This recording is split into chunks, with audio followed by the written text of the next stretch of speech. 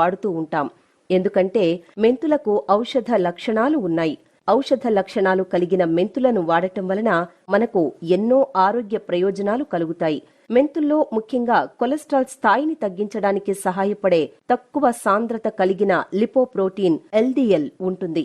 మెంతులు కొలెస్ట్రాల్ మరియు ట్రైగ్లిజరైడ్స్ ను బ్యాలెన్స్ చేస్తాయి. వీటిలో అధిక మొత్తంలో పొటాషియం ఉంది. ఈ పొటాషియం రక్తపోటు, గుండె రేటును నియంత్రించే సోడియంను సరిగ్గా పనిచేసేట్లు చేస్తుంది. మధుమేహంతో బాధపడేవారు తప్పనిసరిగా మెంతులను తమ ఆహారంలో చేర్చుకోవాలి.